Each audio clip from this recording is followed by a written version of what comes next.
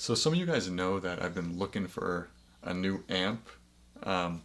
Not totally happy with the tones I'm getting from the Fender Deluxe, the Hot Rod Deluxe. But I'm feeling pretty inspired today because I have a small Blackstar. It's a 1 watt amp and I have it just absolutely cranked inside the sound box right now, inside the isolation box, and I'm really liking the tones I'm getting. So I thought it would be cool to make a video while I'm still inspired by these new sounds. And just for reference, I'm using this Blackstar HT1. I'm going directly in it and I'm really liking the tone I'm getting. I mean, the sustain isn't too great. That's not going to focus, is it? Nope, because I don't have autofocus on. But maybe you can see that on the full screen. So the gain is pretty much, the volume is all the way up. I mean, and EQ, a little bit of reverb, EQ's in the middle. I mean, very simple. I just plugged in and cranked it up and I'm really liking the breakup I'm getting. But anyway, point is I've been inspired and I hope you guys enjoy the video.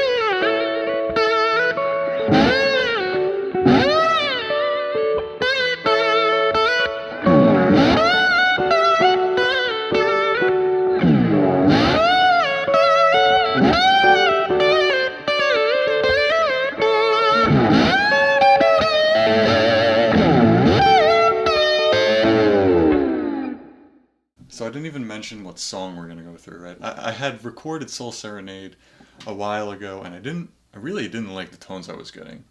And now I've revisited it, and I'm liking the sounds I'm getting, so we're gonna dive into this. So let's just go through the chords quickly. Maybe I'll show a few inversions. Most of the song is just a 1/4, and that's what we're gonna be covering today. I don't wanna cover when it picks up and goes to the flat 7, just to keep this video reasonably long. So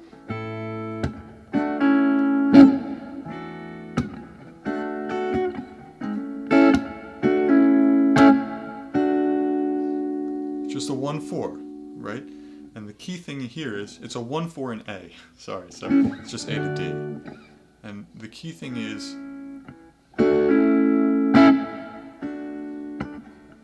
right, so A, D, A, D, A, D, A, D, right. And that's kind of the whole vibe that we're going for. That's the rhythm. Those are how the chords are kind of structured. So the question you may have right now is, how am I playing the 4? I'm just playing a triad, right? So let's figure out what the triad is. On the bottom here we have 5, and then 1, and then 3. So the triad is 5, 1, 3. The inversion is 5 and 3. Or the voicing of the inversion is 5, 1, 3 again. So that's a really important one to know if you're doing any 1/4 and open E tuning. So you're going to be using these 5, 1, 3 voicings all the time. So just a cool thing to know, or an important thing to know. Now let's play it a little differently now. We can also move the A here, right? Now what is this? This is also a 5, 1 major 3rd triad. We have the 5 here, the 1 here, and the 3 here.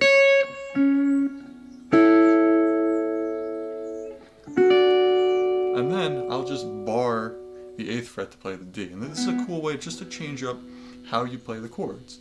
And it sounds really good if you have bass behind you. So I can play.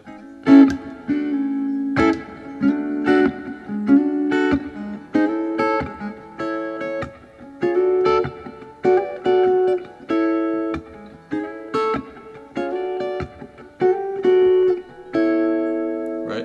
And that's cool, it changes things up. And on the 4 chord, on the D chord here, you can do a little sus, pulling off from the 4 to the 3rd. You can do the 6 to the 5. You know, there's a bunch of like cool little nuances you can put in the chords. But, you know, so play around with those ideas. That's all I want to cover. Again, this isn't a lesson in chord theory. This is more, I want to lean more on the slide aspects of, you know, how you approach a solo. So let's get into that now. Alright guys, so here's the first lick idea. Again, I'm going to keep it pretty open, give you like a framework of a lick, and then you can kind of improvise within it. And you'll see what I mean when I teach this first one. So, this first one is this.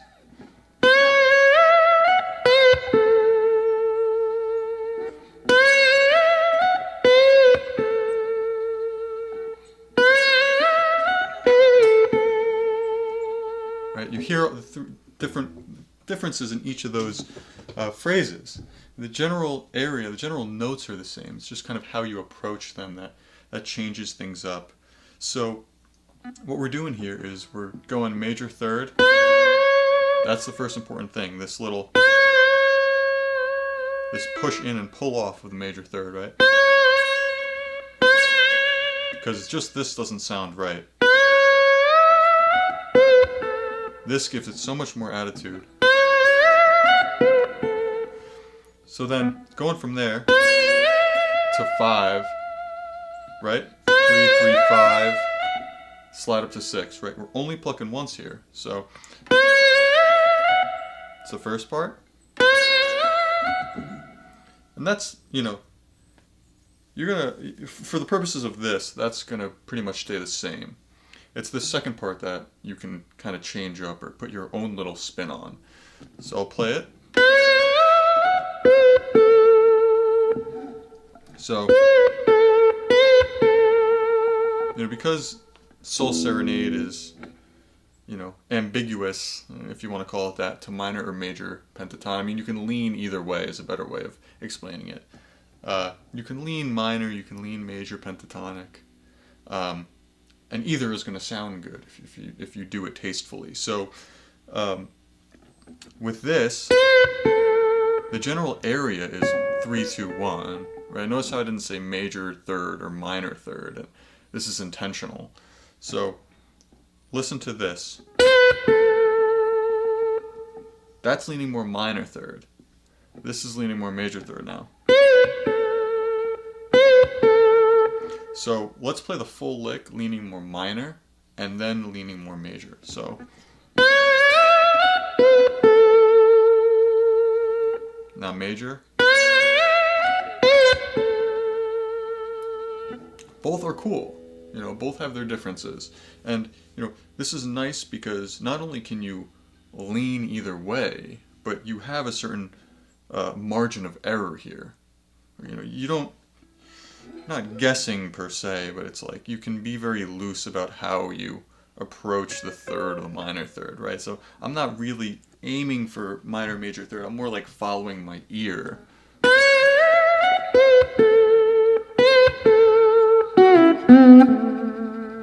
Right, and this just comes with time and listening and playing. So let's wrap it up there for the first lick, and I'll have the next one coming right after this.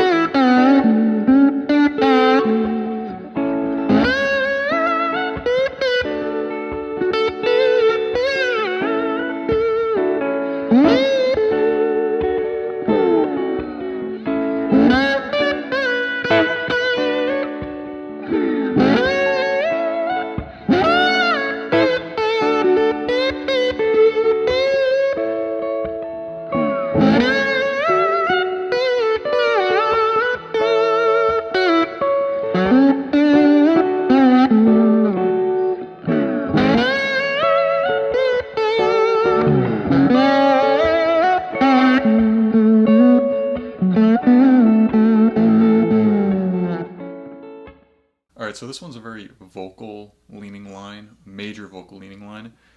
And the general approach is this. Let me just play it real quick.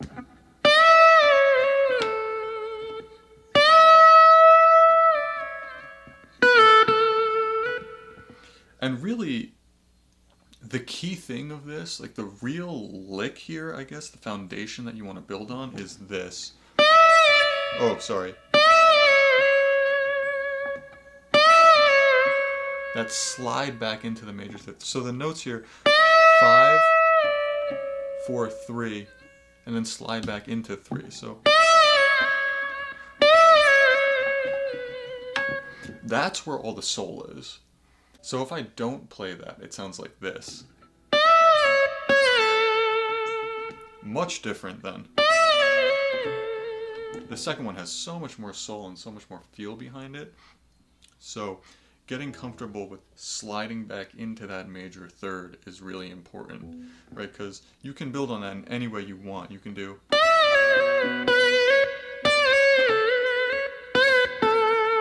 which is a really nice line, right? So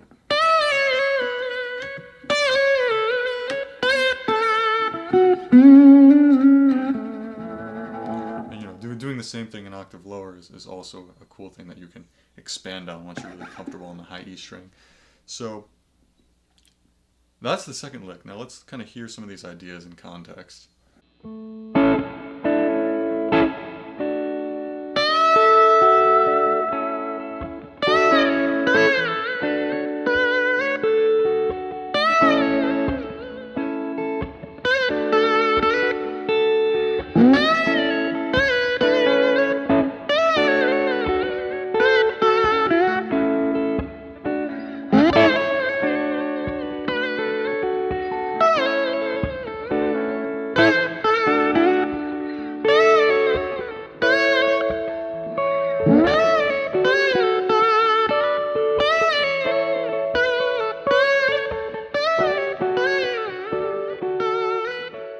Alright, so this third and last one is really leaning more minor now.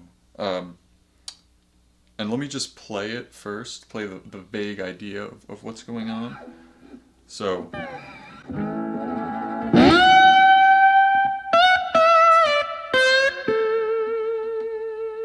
again.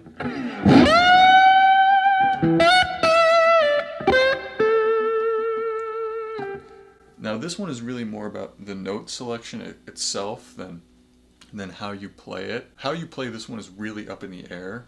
I think that the point is to play more minor leaning stuff. So this is cool because I'm really drawing just from the minor pentatonic scale, starting on flat 7, but we're adding in the 6. So this gives it a little more major quality. So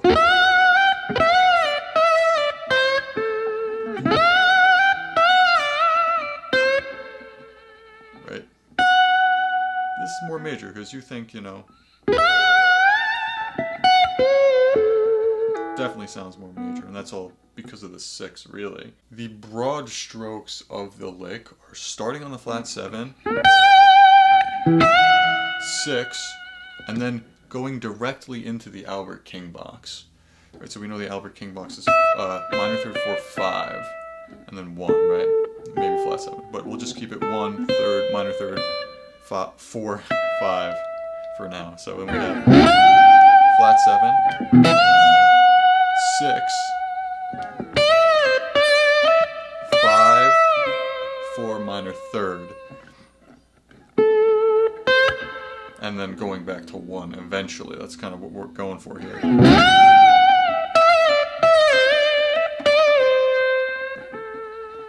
So that's the whole point. It's just playing around with these notes however you want to.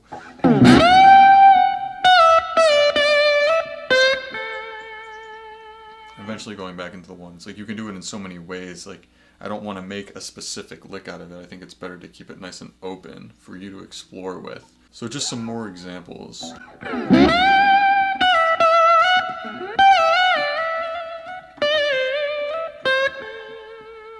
Right? Or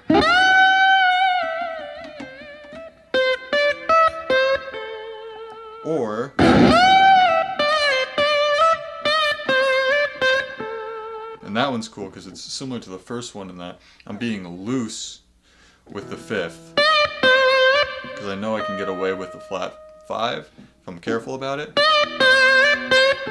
or you know, if I'm playing it quick enough. So and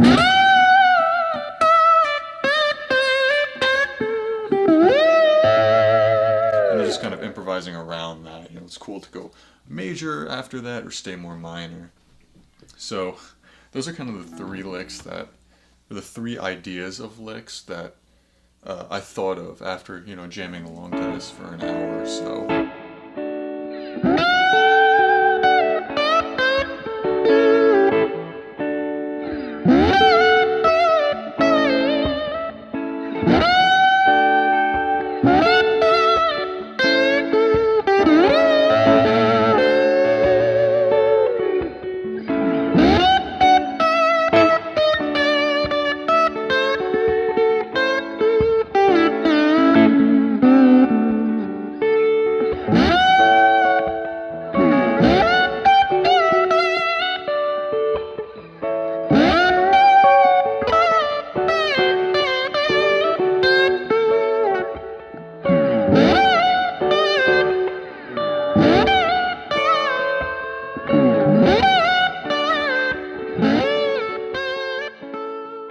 So if you like this video where it's, you know, more vague ideas of licks rather than specific rhythm, specific note choice, let me know. This is pretty much how I approach playing most solos.